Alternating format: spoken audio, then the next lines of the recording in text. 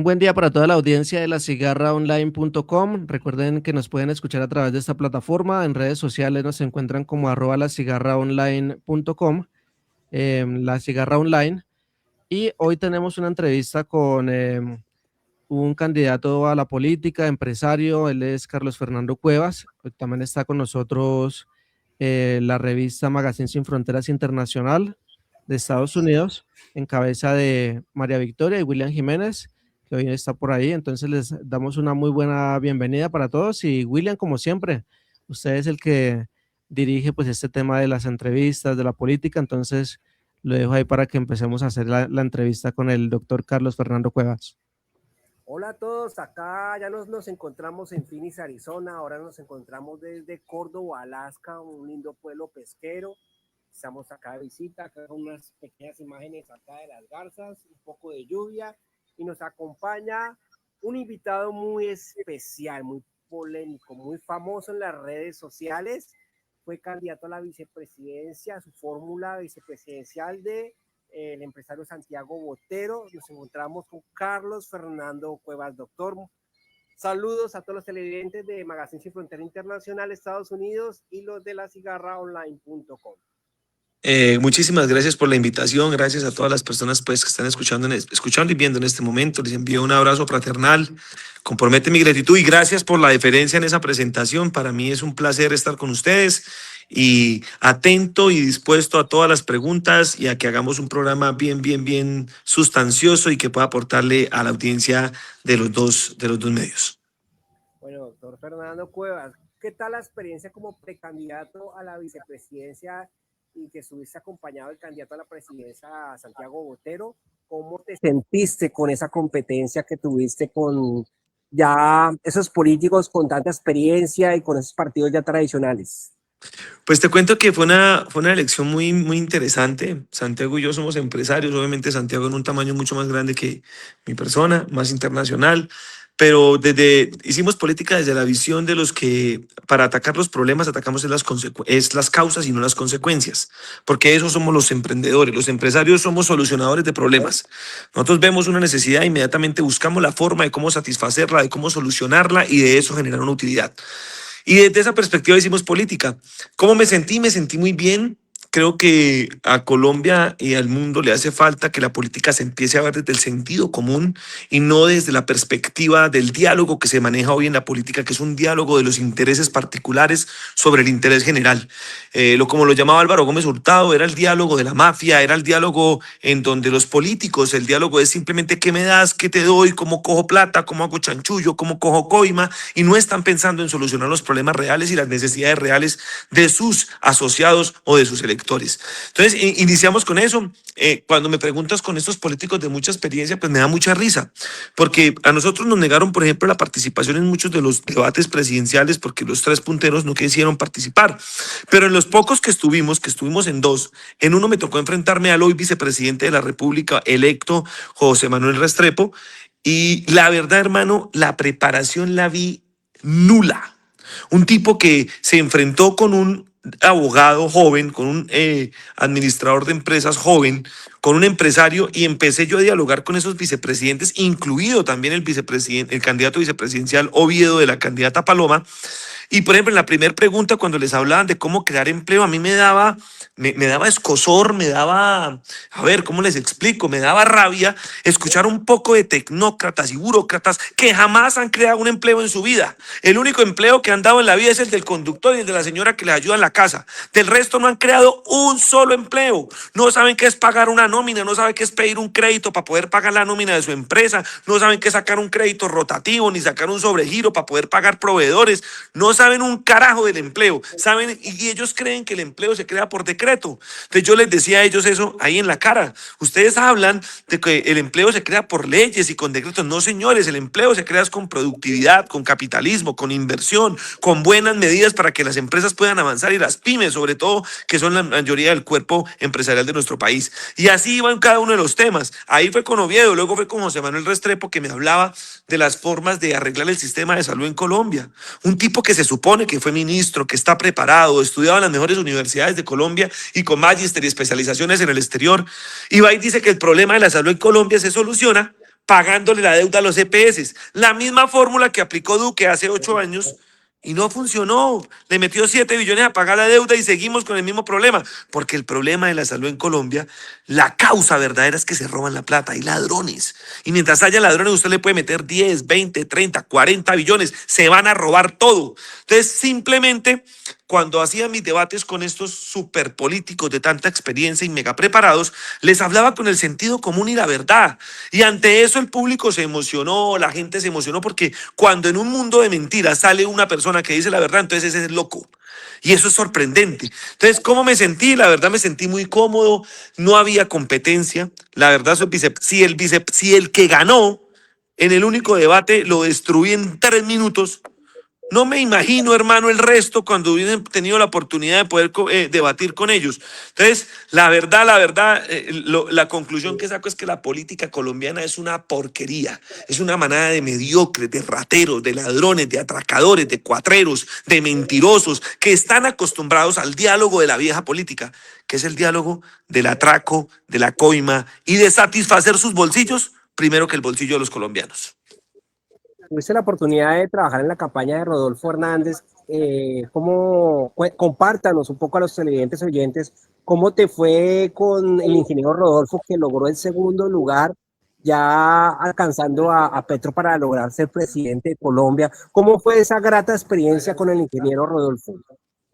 Miren, yo llego donde el ingeniero Rodolfo en el año 2022 porque yo siempre he estado en el sector privado.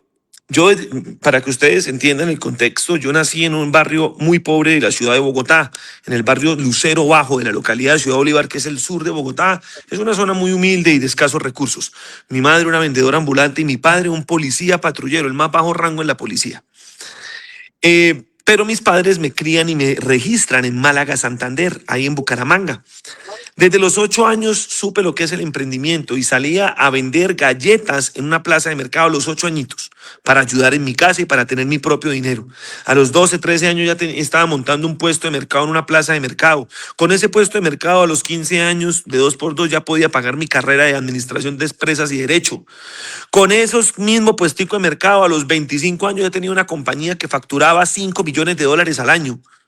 20.000 millones de pesos. Tenía 230 empleados.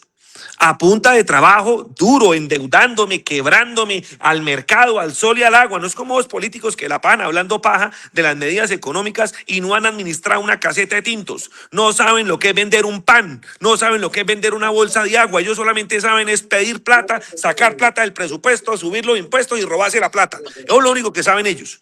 Entonces, entonces cuando llegó una época como a los 27 años, en ese momento estaba casado y le hablaba a la que en ese momento era mi esposa y le decía, yo siento que mi vida no está cumpliendo su propósito.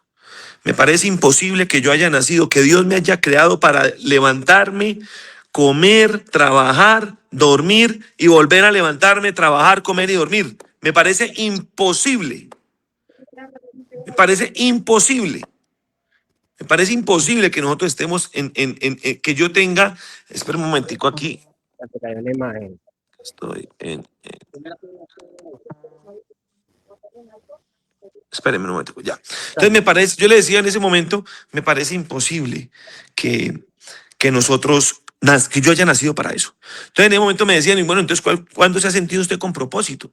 Yo dije, cuando apoyé el paro agrario en el 2013, que apoyamos las ollas comunitarias de miles de campesinos y conductores que estaban peleando contra el gobierno de Juan Manuel Santos porque no se les reconocía sus derechos como agricultores. En ese momento sentí propósito. También sentí propósito cuando peleé en el proceso de paz, porque yo decía que estaban premiando, estaban dándole garantías a los grupos armados, pero a las víctimas de los procesos no iban a haber garantías para su reparación. Y efectivamente 10 años después, lo que hemos visto es que ese proceso de paz solamente le dio garantías a los armados, incluido también los del Estado, pero a 9.800.000 víctimas, ni siquiera el 10% la han reparado. Entonces, en ese momento decido meterme a política, ahí me voy con Rodolfo Hernández en ese 2022, llego allá, me recibieron como recepcionista y de recepcionista pasé a ser el coordinador nacional electoral de esa campaña a punta de trabajo, de dedicación, porque esto me apasiona.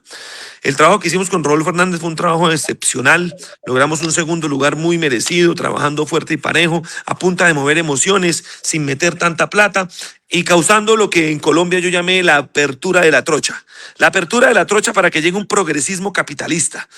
¿Qué es el progresismo capitalista? Los que creemos en la justicia social, los que creemos en la educación gratuita, en la salud gratuita y universal, los que creemos en que hay que darle pensión a nuestros abuelos, en que hay que dar oportunidades de crédito y capital semilla para nuestros emprendedores, pero que también creemos en la mano dura. Mano dura contra corruptos, contra el que quiere robar la plata de la salud, contra el que quiere robar la plata de educación. Con ellos no hay que tener contemplación, con ellos no hay que tener diálogo, no hay que tener ninguna medida de derogaciones penales, nada de reducciones de penas, preacuerdos, nada. Usted robó la plata de la salud, se va y se pudre en una cárcel. Usted robó la plata de la educación, se va y se pudre en una cárcel. Ah, que es que garantías de qué, ¿quién lo manda a robar? ¿Quién lo manda a robar a los más pobres? Que se pudre en una cárcel. Ah, que lo pueden matar, pues que lo maten. ¿Quién lo manda a robar a los más pobres del país? Y lo mismo, mano dura con aquellos delincuentes y grupos armados que se les da la oportunidad de paz, de dialogar, y lo que hacen es aprovecharse de las mesas de negociación para seguir con sus actividades criminales, lucrándose del dolor, de la guerra, del terrorismo y del miedo que le infunden a los colombianos. Eso es un progresista capitalista de mano dura. Lo que yo creo en la justicia social y creo en la justicia punitiva contra todos aquellos que no cumplan la ley. Entonces, vas a empezar a hacer veeduría en este gobierno de Abelardo, vas a hacer un control hermano, político. lo que me enseñó a mí Rodolfo es que no podemos quedarnos callados. Y aún en la pérdida, y aún que no tengamos el poder no es tener una presidencia. Mire, Petro nos demostró eso. Petro fue presidente, pero Petro no tuvo el poder. Y se lo voy a comprobar. Les voy a comprobar cómo Petro no tuvo el poder. Mire, Petro, yo estoy de acuerdo con Petro en que la salud tiene que manejarla el Estado. Pero para que la pueda manejar el Estado tiene que haber cero impunidad. Porque si usted le quita la plata a los ladrones privados de la GPS, si se la manda a los ladrones del Estado, ¿qué está haciendo usted? Nada, la misma joda. Lo único que cambia es de manos de rateros, pero siguen rateros manejando la plata de los colombianos. Entonces, Petro empieza y dice, oiga, vamos a intervenir las EPS. Y entonces les dice a los interventores que todos los pacientes no los manden a la red privada, sino que los manden a la red pública. Porque si lo mandan a la red pública, fortalecen dándole plata a los hospitales públicos. Oiga, y los interventores no le hicieron caso. Y los interventores como si nada, mandando los pacientes a las redes integradas privadas. Oiga, hermano, yo de presidente le digo, oiga, usted es un sinvergüenza, interventor. Aquel que eligieron los colombianos fue a mí, no a usted. Y si hay que echarlo preso, pues bótelo preso. Pero ¿cómo le va a dejar mangonear de esa manera? Lo mismo en el Congreso, lo mismo dándoles que el Ministerio de las Telecomunicaciones al partido de la U, de Dylan Francisca Toro, que es una ratera redomada. ¿Cómo que le dais que el Ministerio de Transporte a los conservadores, que toda la puerca vida se han robado la plata de los colombianos de las vías? ¿Y saben qué está haciendo hoy el presidente electo Abelardo de la Espriella? Nombrando a todos esos atracadores. Nombró el ministra de Transporte una persona del Cambio Radical del Clan Char. Nombró en el Ministerio de Agricultura un severendo bandido reconocido en muchos procesos porque robó la plata de Agroingreso Seguro. Entonces están nombrando a los mismos de siempre. ¿Qué me toca hacer a mí como ciudadano? Que estoy preocupado por los intereses de los colombianos y no los míos. A mí me ofrecieron en segunda vuelta, cuando perdimos, irme con Abelardo de la Espriella. A mí me lo ofrecieron. Mire, muchos vicepresidentes se fueron con Abelardo. Vea el ejemplo de Huertas, el que era vicepresidente de Claudia López. Ahorita va de superintendente de salud porque negoció con Abelardo. Yo no quise negociar y yo sabía que perdíamos, que teníamos más posibilidad de perder con Cepeda que tener posibilidad de ganar con Abelardo. Y tenía más posibilidad de ganar y era puntero Abelardo, pero yo no me quise ir porque tengo una convicción seria. Y la convicción seria es que Iván Cepeda, con todos los errores y las cosas que no compartimos, iba a preocuparse más por la justicia social que este presidente Abelardo de la Espriella. Y el tiempo nos va a empezar a dar la razón. ¿Qué tengo que hacer entonces yo como ciudadano preocupado por los intereses generales? Por los intereses del pueblo, empezar a hacer la veeduría. Ya creamos nuestra primera red de veeduría, se llama Carlos Fernando Cuevas Veeduría y tenemos 3 veedurías. La primera, para los 60 millones de dólares que le va a entregar el Banco Interamericano de Desarrollo al gobierno de Abelardo de la Espriella. Voy a fiscalizar cada dólar de esa plata que va a llegar.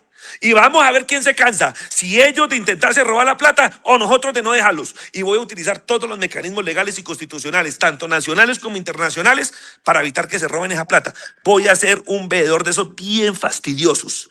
Voy a mostrarle la realidad a la gente y voy a denunciarlos. También hicimos una veeduría para el páramo de Santurbán, porque no vamos a permitir que hagan minería en nuestros páramos. Primero el agua, primero el medio ambiente y primero la vida. Después la plata para todo ese poco de rateros que quieren meterse allá a sacar el oro de Santurbán.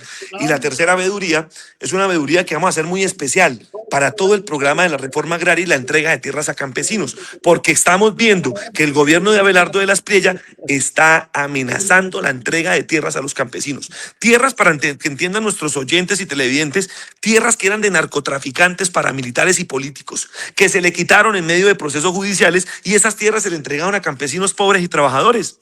Y ahora el gobierno de Abelardo de la Espriella, que muchos de los que lo apoyaron en el territorio son de esos amigos y socios de los dueños de esas tierras, y ahora quieren quitarse a los campesinos. Y les voy a dar el ejemplo específico. Abelardo de la Espriella, ustedes saben que tiene un ron, vende un guarapo que le hace llamar ron defensor, es un guarapo lo que vende. Y ese ron defensor lo tiene en sociedad con una señora, que es la hermana de alias Barbie, un narcotraficante al cual le quitaron una finca en el Cesar, la Agencia Nacional de Tierras, y se la entregaron a campesinos. Pues adivine qué está pasando ahora en esa finca. El miedo, ¿cuál es? Que el hermano de la socia de Abelardo de la Espriella, que es un narcotraficante, quiere intentar recuperar esas tierras y quitárselas a los campesinos. Ahí voy a estar con mi veeduría de la Agencia Nacional de Tierras pendiente, hijo de madre. Vamos a ver, esa gente no está sola, y si me toca irme a parquear en esa finca, dormir en esa finca con los campesinos, voy y duermo. Y ya lo hice. Y ya lo hice. Hace 3 días me fui para, eso se llama, creo que es Pueblo Nuevo, perdón, Puerto López. Allá me fui para una finca que unos paramilitares querían que a los campesinos, y dormí con los campesinos. A mí no me da miedo, me fastidian los mosquitos, pero yo no le tengo miedo ni a paramilitares, ni a guerrillos, ni a politiqueros. Entonces, esas son las teorías que vamos a hacer, y ese va a ser nuestro trabajo. Una oposición seria, argumentada y fundamentada. Lo que Abelardo haga bien, le aplaudimos, pero lo que haga mal, voy a estar ahí al corte, como decimos los campesinos. Doctor Carlos Fernando Cuevas, ¿tienes aspiraciones a una alcaldía, como concejal, como Mi única gobernador? aspiración ahorita es hacer una veeduría y una oposición férrea.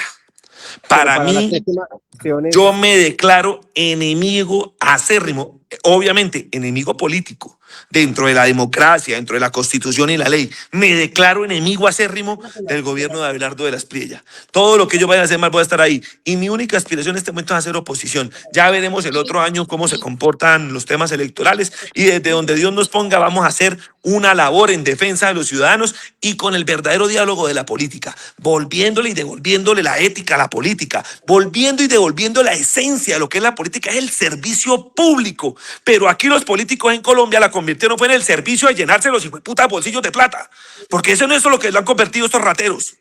No es más, están preocupados cuál camioneta se compran, cuál finca, cuál casa en Miami, porque todos salen ricos y a ninguno le hemos visto una empresa decente. Y todos salen ricos, todos tapados en plata, todos con los hijos en las mejores universidades, todos en los clubes de golf de Miami inscritos. Y uno dice, estos vergajos, ¿de dónde la plata? Solo de doctor atracos, Carlos, solo de eres atracos. A tú eres sin pelos en propósito, la lengua, o sea, tu personalidad no, de tu forma, eres, tu quería hacer una pregunta. personalidad es directa. No, y perdónenme. Mire, ¿qué día me invitaron a un foro allá en el Congreso? Y entonces todos en el foro hablando, era un foro de peajes y concesiones. Y todos hablando, y que nadie quería hablar del gobierno. Le dije, venga, un momentico, ¿cómo que no vamos a hablar del gobierno si es que el gobierno es el que elige los contratistas que cogen los peajes y se roban la berraca plata de la gente? Yo sí les voy a decir la verdad en la cara. Y ustedes saben cómo soy. Si saben cómo soy, ¿para qué me invitan? Pero yo no me quedo con las jodas callado. ¿Alguien que creo que escuchó una pregunta? Edison, ¿iba a hacer alguna pregunta? Sí, es que me causó curiosidad el tema que hablaba el abogado Cuevas sobre el tema de la educación. Estuvo hablando ahí un poco, y quisiera saber desde la veeduría que ustedes van a manejar, si hay un estudio minucioso que ustedes le hagan ahí también al tema educativo. Recordemos que pues usted es joven, cómo ve el tema educativo actualmente en Colombia, y qué va a hacer desde sus temas políticos y desde la veeduría para controlar esos gastos de universidades gratuitas, la Mire, inversión pública, todo esto que yo, afecta tanto en la educación a Colombia. yo voy a ser muy directo. En Colombia tenemos 71 billones de pesos para educación en el presupuesto general de la nación. Escuche bien, 71 billones. Eso es un platal ni el hijo de puerca. Oiga, ¿y sabe cuánta plata se gasta en educación primaria y secundaria? 60 billones. Eso quiere decir que si usted divide entre los 7.5 millones de niños que están en edad de primaria y secundaria, da que nos gastamos 700.000 pesos, 800.000 pesos mensuales. 800.000 pesos mensuales. Y usted vaya y mire la porquería de educación pública que le estamos dando a los niños colombianos, porque yo soy hijo de la educación pública. Y les digo, una muestra, 6 años en secundaria que nos dan todos los años inglés. ¿Sabe cuántos niños salen de un colegio público bilingües? Ninguno. Ninguno. O muy rarito el que sale bilingüe. Toca irse para un privado. Y nos dan 6 años de inglés. En las pruebas PISA, que son las pruebas internacionales para medir la calidad de la educación en Colombia, somos el puesto 64 de 82. Imagínense esa porquería. Y nos mamamos 60 billones de pesos al año. Eso es una cochinada. Y aparte de eso, 11 billones nos gastamos en educación universitaria y superior. Y tenemos 2,5 millones de jóvenes. 2,5 millones de jóvenes que no tienen acceso a la educación en Colombia. En edad de educarse. ¿Sabe cuál es el sueño de los colombianos? De los jóvenes colombianos, irse a lavarle baños a los gringos. Porque aquí Colombia no ha sido capaz, con ese jurgo de plata, de garantizar oportunidades de educarnos. Eso tiene que cambiar. Y yo voy a hacer veeduría especial en el Ministerio de Educación. Pero en el Ministerio de Educación, adivina quién pusieron. Abelardo puso a la señora Vivian Morales, que sabe más de maternidad de gallinas que de educación. Es una abogada exfiscal que la ponen a manejar la cartera de educación. Una señora que es una camandulera, que se la pasa metida en las iglesias cristianas haciendo política y es que ministra de educación. ¿Qué le puede esperar al Ministerio de Educación con esa señora que no sabe un carajo de educación? Perdónenme que yo me exaspere, hermano, pero es que me da rabia. Habiendo tanta gente preparada para manejar un Ministerio de Educación, y van y escogen a semejante energúmeno. No, hermano, es como si usted pusiera a un ingeniero eléctrico a poner lo que haga química. Hombre, seamos serios. Seamos serios. Entonces, mire, ¿yo qué tengo que hacer desde la veeduría? Yo le dije a la doctora Vivian Morales, oiga, doctora Vivian, yo voy a estar muy pendiente de usted. Voy a estar pendiente de sus contratos. Voy a estar pendiente del presupuesto del Ministerio de Educación. Voy a estar ahí pendiente a ver quién se mama primero. Si usted intentase robar la plata y de malgastarla, o nosotros de no dejarla. Y mire, hice un link para que la gente que quiera hacer veeduría se inscriba. Creo que ya vamos como por 400 personas. Entre ellos abogados, politólogos, administradores públicos, que los voy a meter en esas veedurías. Y vamos a hacer la veeduría más grande de Colombia. Wow, muy bueno eso. Doctor Fernando Cuevas, y el tema de los templarios, ¿cómo es eso? Ya había visto algo en las redes sociales. Explícanos qué son los templarios. Los templarios fue una propuesta que hizo Santiago Botero en la campaña, en la cual queríamos hacer un grupo élite especializado, tipo SWAT, tipo los Navy SEALs de Estados Unidos, en donde trajéramos toda esa gente preparada que ya está retirada y muchos que están activos, para dentro de las fuerzas militares poder crear ese equipo élite donde se les pagara muy bien para ir tras los grupos armados. Eso es lo que proponíamos nosotros. Obviamente, pues no ganamos, lamentablemente no podemos realizarlo. Ahora, ¿yo qué pienso en temas de seguridad? Sí, no para... ¿Yo qué pienso en temas de seguridad? ¿Yo qué pienso en temas de seguridad? En temas de seguridad yo creo que lo primero que hay que hacer, vuelvo y repito, ataquemos la causa. Ataquemos la causa. Álvaro Uribe persiguió la inseguridad a punta de hombres y plomo, pero no le metió justicia. Como no le metió justicia, no solucionó el problema ni a mediano ni a largo plazo. ¿Dónde terminó la guerrilla? En el Congreso. ¿Dónde terminaron los paracos? Con penas irrisorias en Estados Unidos y burlándose de las víctimas. No, ¿quiénes pagaron verdaderamente con una política de seguridad democrática? Los más pobres de Soacha, los más pobres del Cauca, los más pobres de Catatumbo. Ellos fueron los que pusieron los muertos. Ningún rico puso hijos de ellos para muertos de esa guerra. Ninguno. Y a mí eso me duele. A mí me duele que los que han puesto los muertos son los pobres. Mientras los ricos, aquí en el Club en Nogal, allá en el Club del Poblado en Medellín, en el Club en Río Negro, en los clubes de Bucaramanga, de Cartagena, cagados de la risa. Mientras los hijos de los pobres poniendo el pecho. No, hermano, la seguridad, la única forma de arreglarla es con justicia. Que el que es bandido pague.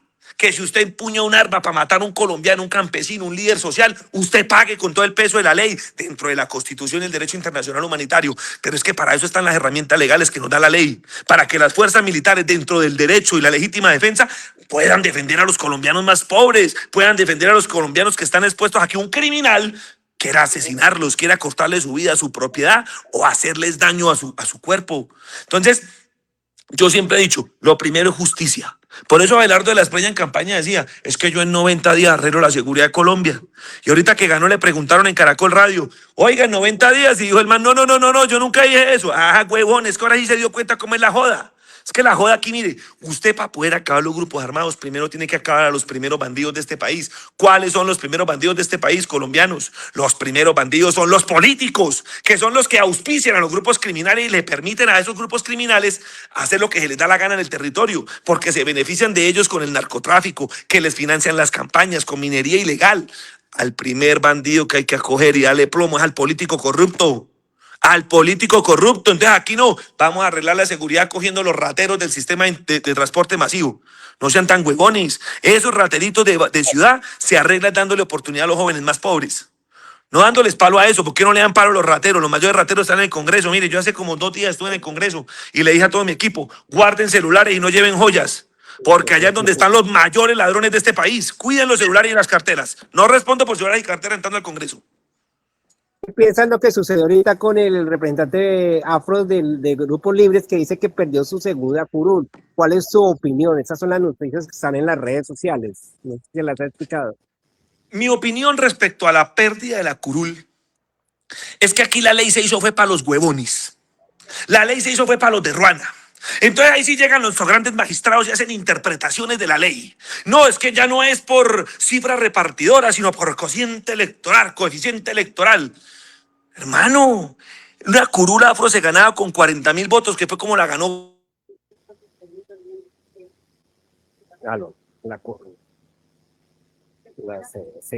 Se cayó la comunicación. Se congeló un poco la comunicación de el doctor abogado Carlos Fernando Cuevas. Vamos a mirar si se puede volver a conectar nuevamente. Háblanos un poco de... Ha dicho Carlos Fernando Cuevas, el tema educativo, todo lo que el tema de anticorrupción, todo lo que ha hecho de lo que hizo el plebiscito, un gran ejemplo también, y lo más importante es que viene de clase obrera, como él lo dice. No, tiene un carácter bastante sin pelos en la lengua, ¿eh? Él dice lo que es y lo que piensa y que va a ser bastante veeduría al gobierno de Abelardo, o sea, ya lo dejó en claro. En el momento él no tiene aspiraciones a alcaldías, a consejos, a gobernación, pero más adelante va a mirar, pero lo que él le interesa es hacer veeduría. Ya tiene más de 400 veedores, lo que nos acabó de comentar. Se cayó la comunicación, estaba hablando un poquito de lo que sucedió en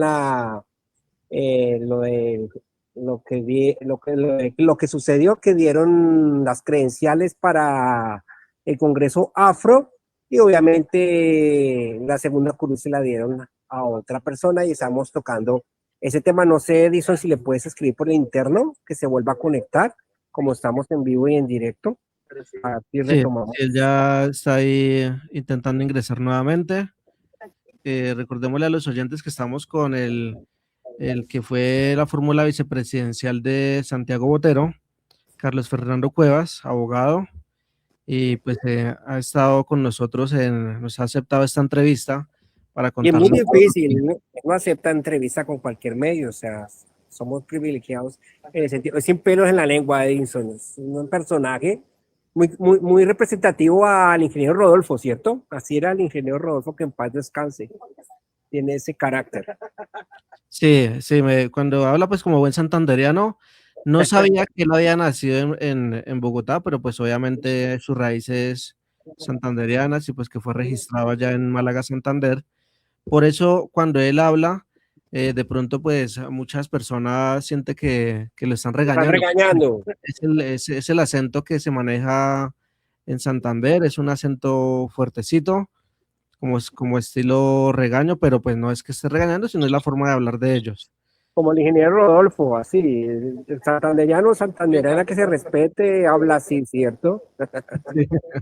Sí, eso sí. Me hace acordar eso me hace acordar mucho al senador J.P. Hernández, que él comenzó vendiendo dulces y todo, y él fue una persona muy humilde, muy pobre, de un barrio muy pobre, así como lo fue J.P. Hernández. O sea, vienen de abajo y que han logrado tener pues un emporio económico con su esfuerzo, con su trabajo y con su desempeño, porque no es fácil salir de un barrio eh, del sur, que es donde hay situaciones muy difíciles y tener esa prosperidad como la ha tenido el doctor Carlos Fernando, que no es nada fácil sacar adelante y llegar a tener más de 200 empleados. Sí, eso es cierto. Ahí estoy tratando de comunicarme con él, pero parece que no sé si de pronto fue alguna falla del tema de los datos o de falta de energía. Pues, como a veces se le descarga el dispositivo electrónico, en fin. Bueno, Pero pues, ahí esperemos vamos tantico, tratando de- sigamos hablando un poquito de él. Entonces, fue candidato a la vicepresidencia de Santiago Botero. Él estuvo participando en Bueno, diferentes tenemos foros. otra vez a Carlos Fernando Cuevas. Perdóneme que se me descargó el celular, hermano. Estamos haciendo un resumen de tuyo, de tu vida. Lo Sí, estamos contando a leyendo. los oyentes también que pues de pronto el acento como buen santanderiano se oye a veces un poco como que le están regañando a uno, pero entonces ya Pero los no es regaño, lo que pasa es que así hablamos aquí, entonces la emoción también que nos da cuando hablamos de los temas que nos apasionan a nosotros. Entonces, de pronto le pido disculpas a la audiencia y a ustedes mismos, no piensen que estoy bravo, lo que pasa es que así hablo. me hizo Aquí acordar hablaba el ingeniero de Rodolfo, ¿cierto? Él era de También talante. es santanderiano, orgulloso exponente de Santander, No, igual pero que también Galán. tú le jalas las orejas a los políticos corruptos también. No, socio, yo sí con un corrupto no doy. ¿Qué días, dónde fue que me encontré uno en un avión? Y el tipo me fue a dar la mano y yo le dije, ¿qué me va a dar la mano usted, hermano? Yo no le doy la mano a bandidos. Quítese de ahí, yo pasé derecho. Pero no aspira a alguna alcaldía, así. Hermano, yo le soy sincero. Sería mentiroso decirle que no me interesaría. Me puede interesar, pero también sería mentiroso decirle que ya estoy definido. No, yo no estoy definido en eso todavía. Ahorita mi objetivo es hacer una veeduría bien hecha a este primer año de gobierno del presidente Abelardo de las Priella, porque no podemos dejar la gente botada en el territorio. Yo les digo, yo tengo para poder alquilar un carro blindado, unos escoltas, pero la gente en el territorio no. La gente del territorio está expuesta a que cada medida que se tome por parte del gobierno nacional que ignora las necesidades básicas de los colombianos, los afectados van a ser ellos. ¿Quién los va a defender? Por ahí dicen las ¿Quién? noticias que Santiago Botero quiere ser candidato a la alcaldía de Medellín. Están por No sé, ahí. eso dicen que Cartagena, hasta de Chigorodó, eso lo han puesto también de Turbaco, eso todo el mundo lo pone a uno. A mí me han dicho que si va a ser alcalde de Bogotá, Bucaramanga, Cúcuta, Medellín, de todos lados. Pero Pero no, habrá la realidad. sorpresas, porque ¿quién no quiere un alcalde como tú, bien veedor, bien pendiente de los bogotanos, los caleños, los paisas, de todo el mundo? No, y yo les digo, en realidad les digo, yo a donde voy siempre me expresan el cariño. La gente que logra reconocerme, me conoce, me expresa el cariño, me dicen que qué bueno que haya políticos en Colombia que estemos pensando verdaderamente en los colombianos y no estemos pensando en llenarnos los bolsillos. Yo, gracias a Dios, a mí Dios me ha bendecido, me ha permitido saber trabajar, poder tener mis recursos y no necesito ponerme a atracar absolutamente a nadie. Yo no estoy en contra de que los políticos hagan plata, hagan toda la plata que quieran, Pero háganla. sanamente, Pero hermano, no la hagan a costilla de joder al pueblo. Haga toda la plata que quiera, porque es que los privados, mire, la función del Estado necesita que privados ejerzan esas funciones. Porque ¿quién hace las carreteras? ¿Quién las hace? Tiene que haber un privado. Gánese a través de entregar un muy buen producto, idóneo producto y al precio del mercado justo. Con el precio del mercado justo y utilidad, usted gana y usted con su utilidad haga lo que se le pegue la gana. Pero aquí no me venga con sobrecostos del 50%, hijo de puerca. Aquí no me venga a robarse los anticipos. Aquí no venga a robarse la plata o a hacer obras de mala calidad para que le quede a usted más plata como contratista. Eso sí no lo permitimos. Oiga, venga, tampoco seamos abusivos, pero es que aquí en Colombia se volvió, es un evento que se cumpla con la obra bien hecha, porque lo normal es que se roben la puerca plata, o no ven a Emilio Tapia, contratista, ladrón, ratero, que robó con Uribe, robó con Santos, robó con Duque y robó también con Petro. Oiga, y el descarado, ahorita en el Festival Vallenato, escoltado con policías pagos por los pobres de Colombia. Eso es un ay, descaro. Ahí es donde yo vuelvo y digo, el problema de Colombia no son las leyes. El problema de Colombia no son las reformas, que no es que allá no haya plata. El problema es que aquí hay impunidad. Y cuando hay impunidad, el bandido hace lo que quiera y no le pasa nada. Hay 95% de impunidad. Hermano, es que mire, 95% de impunidad. Yo les voy a decir con toda franqueza, señores, de cada 100 rateros en Colombia, 95 quedan impunes. De cada 100 políticos que roban la plata a los colombianos, 95 quedan impunes. Wow, sorprendentemente. Hermano, es una cifra aterradora. Se los digo de todo corazón. Estamos hablando de la segunda curul de Afro, que estabas dando como un resumen de tu opinión. Sí, mi opinión, ¿qué es? Mi opinión es que, espérenme un momentico, perdónenme un momento.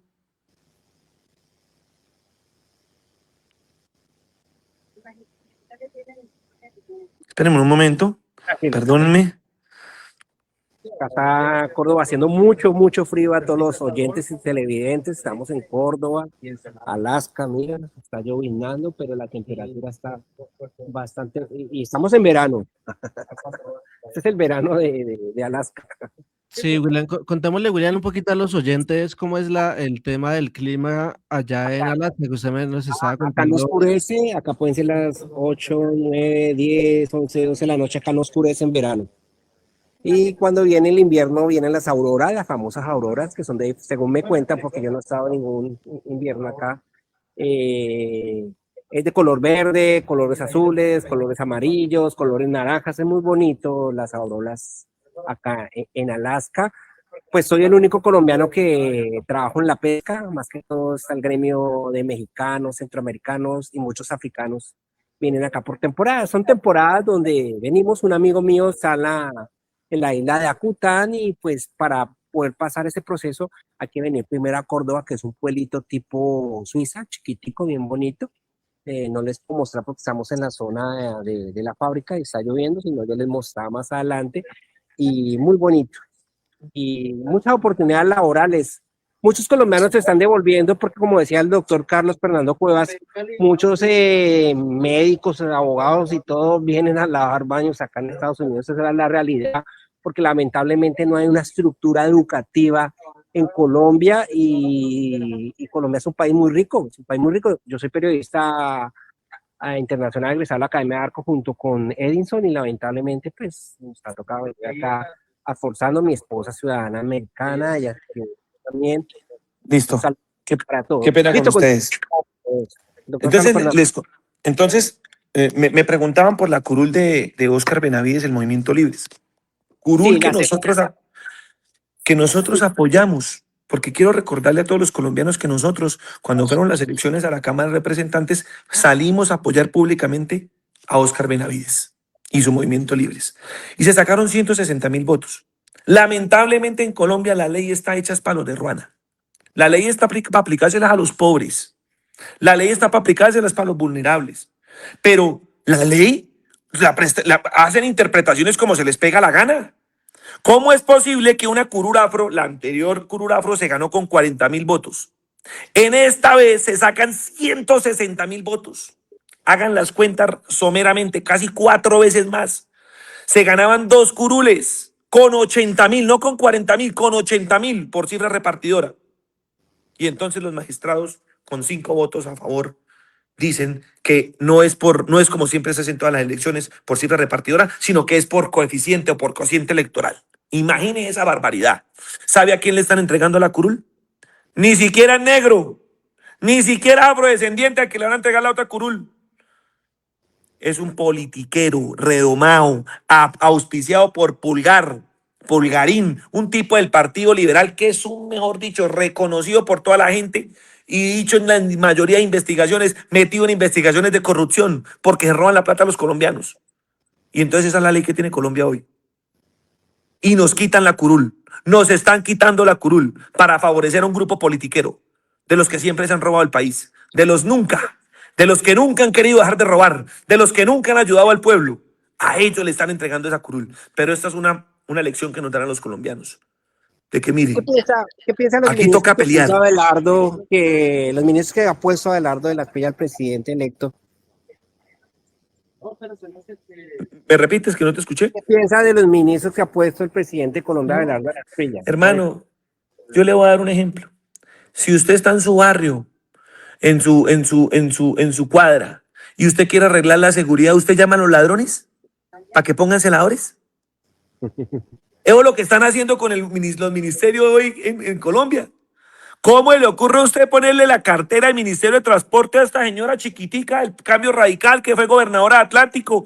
Esa señora, imagínense, en pandemia vendió latas de atún a 40.000. A 40.000 pesos. Una locura cuando una lata de atún puede costar 10.000, 11.000 pesos por cara que sea. La señora la vendió a 40.000. Imagínense qué hace con el Ministerio de Transporte. Imagínense. Se van a robar hasta el nido de la perra. No van a dejar nada. Se van a robar los postas y también se roban los huecos. O lo que hará en el ministerio. ¿O qué me dice usted el ministro de Agricultura? Una joyita, el tan Indalecio, ese hijo de madre de Dangond. Un tipo que robó agroingreso seguro y cogió la plata que era de los pobres y de los campesinos para dársela a los grandes ricos, incluido a su primo Dangond. Un tipo que está en pelea porque invade tierras de la SAE. Y a ese lo nombra ministro de Agricultura. ¿Qué le puede esperar a los agricultores colombianos con semejante adefesio? ¿O qué vamos a esperar de este ministro de Interior que fue director del Partido Cambio Radical, uno de los partidos más corruptos que le dio aval a esa señora allá de La Guajira que se robó la plata a los niños pobres? A mí cuando me preguntan por ese gabinete yo digo, dígame cuál es bueno. Ahí entra el diablo y no escoge a ninguno. El diablo dice, son más malos que yo. Eso es lo que opino de ese gabinete, que no es un gabinete, parece o es porque un frente de la FARC. O sí son bandidos, porque eso sí matan gente. Los políticos corruptos matan más gente que la misma guerrilla. Le voy a dar una cifra perturbadora. ¿Sabe cuántas personas mueren en Colombia por cada 100.000 habitantes? Por causa de la guerra, por causa de la violencia. 15 personas. Más o menos en Colombia mueren 15.000 personas al año por culpa de la violencia. ¿Sabe cuántas personas mueren al año en Colombia porque no hay acueducto y se enferman con enfermedades gastrointestinales por no tener saneamiento básico? 17.000. Mata más no tener agua que la misma guerrilla. ¿Y sabe quién es el culpable de eso? Los políticos que prefieren meter un coliseo. Mira, el gobernador de Santander sacó 60.000 millones dizque para hacer un centro de eventos, bobo huevón, cuando de los 87 municipios, como 60 no tienen ni siquiera planta de tratamiento de aguas residuales. Y este gobernador haciendo coliseos para conciertos. Y la gente muriéndose porque toman el agua del mismo río donde botan la mierda. ¿No les parece que eso no es lógico? ¿No les parece que eso es una locura? Pero nosotros nos gobiernan es eso. Tipos que están preocupados por llenar sus bolsillos. Y vuelvo y repito, como decía Álvaro Gómez Hurtado. Tipos que son solamente mafiosos. En un diálogo de política que solamente llenar los bolsillos de los ricos y de los políticos. Y 50 millones de colombianos que coman de la que ya sabemos. Abogado Cuevas, una de las cosas que también me genera inquietud es el tema del turismo. Sabemos que Santander es uno de los departamentos que más promueve el turismo y pues hoy por hoy la gente, uno le escucha en la calle diciendo que la seguridad ya no es igual, que esto, que lo otro. Pero espere, yo le voy a decir algo y perdóneme que lo interrumpa. Miren, la ONU dice que tenemos 30.000 miembros de grupos armados, entre guerrilleros, paracos, EMC, Clan del Golfo, gaitanistas. Si yo mañana mato a esos 30.000, ¿se arregla Colombia? La pregunta mía es esa. Si yo mato a los 30.000 guerrilleros, ¿Colombia se arregla? ¿Se acaba la pobreza? ¿Se acaba la corrupción? ¿Llega la educación? ¿Hay empleo si mato a los 30.000 guerrilleros? No, es un cuento chimbo que nos han metido. Un cuento chimbo. De que es que con seguridad arreglamos el país. Bobos huevones es lo que son los que están metiendo de cuento y mal idiotas los que les creen. Hermano, el problema de Colombia no es eso. El problema es que hay corrupción y le voy a dar el mejor ejemplo con Santander. Usted va a decir, Fernando, pero ¿cómo arreglar el turismo acabando la corrupción?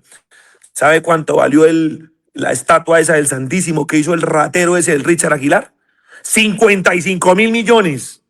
55.000 millones, que yo le meto 55.000 millones a apoyar empresarios con este tema del ecoturismo, arreglando vías para que puedan acceder los gringos y los europeos, lo que produzco es plata en turismo. Pero no, hicieron una estatua que allá solamente van los que montan cicla a tomarse una foto y se devuelven. Nadie más va por allá. Y 55.000 millones. Se robaron media esa joda. Se los digo. Mire, usted me habla de turismo. ¿Cuánto valió Panachi? El Parque ese Nacional del Chicamocha. Allá hay un poco, hasta el gobernador Aguilar se fue preso por ese contrato. Si yo acá ataco la corrupción, a mí me sobra plata para verdaderamente invertir en el turismo. Y invertir verdaderamente con sentido común. Mano, es que yo le digo, vea, yo hace como unos 15 días, yo tengo una asesora que vive para en La Dorada, y me llevó a una finca, hermano, como una especie de ecoturismo. Qué espectáculo. Nosotros deberíamos estar apoyando es eso. Esos emprendedores debería el Estado volverse socios y darles plata para que hicieran esos ecohábitats, todo el tema de glamping, traer europeos, gringos a que gasten en dólares. Pero no, aquí estamos despreocupados por hacer estatuas chimbas. Que otro trae puro turismo nacional y el internacional, que es el que trae las divisas, ese no lo traemos porque no tenemos infraestructura. Yo arreglo la corrupción y le meto sentido común, arreglo el turismo en Colombia. Por eso les digo, toda la causa de todos los problemas de Colombia se llama impunidad. Mientras haya impunidad en Colombia, aquí no va a haber futuro de nada, hermano. Y el que le diga que es futuro, le está metiendo cuento chimbo. Y el tema de la educación. Siga, Edison. Es que ahora que habla del tema de corrupción y esto, me causa también curiosidad el tema de la energía del país. En temas energéticos, se estaba diciendo que exportar de afuera gas y otras cosas. No, venga, le digo, socio, venga, le digo el tema energético. Mire, Colombia tiene las fuentes más económicas para generar energía. ¿Sabe cuál es? La hidráulica, la hídrica. Es la forma más barata de generar energía y estamos llenos de ríos. Chocó lleno de ríos para tener microrepresas, microgeneradores de energía. Y allá no hacemos nada. Vemos el Chocó como un cagadero, cuando es una mina de plata. Tienen oro, coltán, tienen hierro, tienen todo ese poco de ríos para generar energía. Pero vea, ¿qué hacen los políticos? Abelardo acaba de nombrar a esta señora que era la exgerente de X. ¿Qué es X? Una de las compañías que pone el precio de la energía en Colombia, los mayores distribuidores y generadores de energía de Colombia. Y la señora va a ser ministra de Minas y Energía. Hágame el favor, la que tiene que controlar a esas empresas que están abusando de los consumidores de electricidad, ahora es ministra. Imagínese la colusión que va a haber ahí. Imagínense la cantidad de plata que van a poner a cobrar esas empresas, y como la ministra fue empleada de ellos, ¿usted cree que va a ser la ministra? ¿Va a defender a los consumidores de la costa? ¿Va a defender a la familia pobre estrato 1 que paga 500.000 de luz? ¿Usted cree que ella los va a defender? No, señores. Ellos llegaron a defender fueron los intereses de los grandes empresarios. Pero ahí también le va a montar su veeduría, querida ministra. Si llega a ver esta entrevista, le digo aquí de frente. Allá también le va a montar veeduría. Y voy a vigilar muy bien esa empresa X. A ver cuántos contratos se va a ganar y cuánta libertad va a tener para poder imponer precios en el mercado eléctrico en Colombia. Porque no los vamos a dejar. La voy a denunciar si llega a hacer eso. Voy a estar ahí, al corte. A mí me tienen es que matar primero, pero yo arrodillado nunca.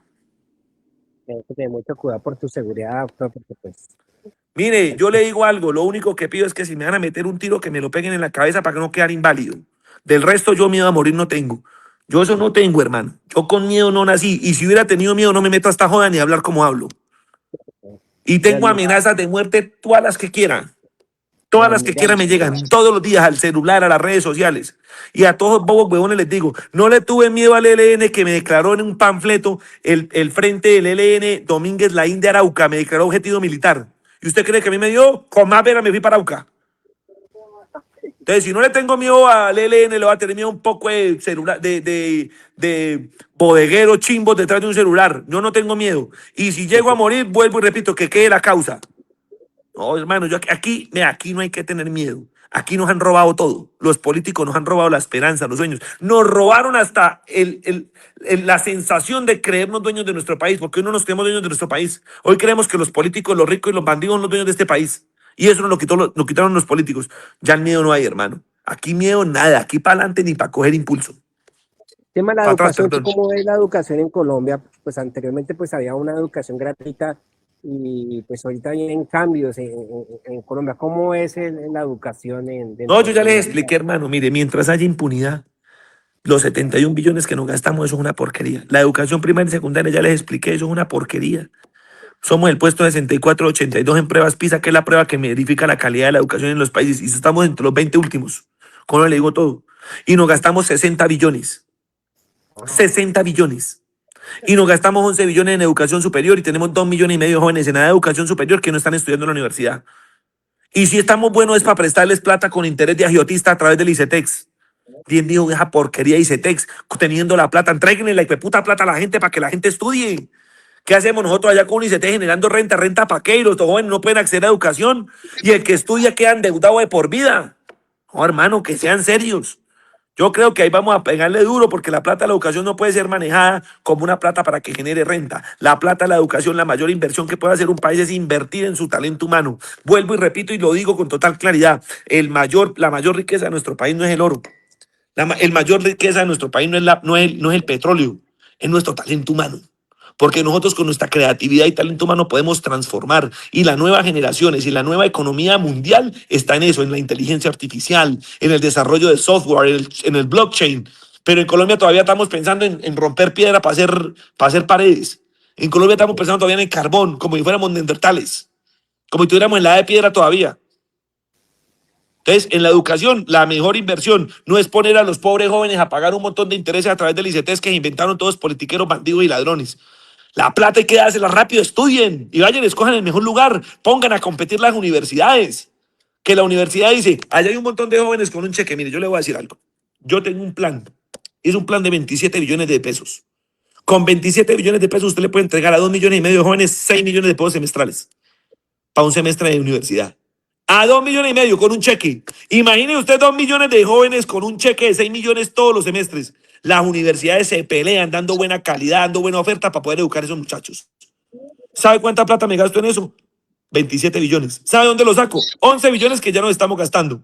Y le quito 15 billones allá hace poco de vagabundos que le pagan allá en esa justicia especial para la paz que lo convirtieron en una vagabundería. Toda esa plata que se roban en la salud, en la educación. Ahí me ahorro los otros 15 o 16 billones. Le meto esa plata a la educación y lo que hago es riqueza porque genero capital humano de altísima calidad. Listo, doctor, ya nos queda poquito tiempo. Las personas que quieran ser veedores de tu parte, ¿dónde se pueden comunicar? Que quieren vigilar, que quieren...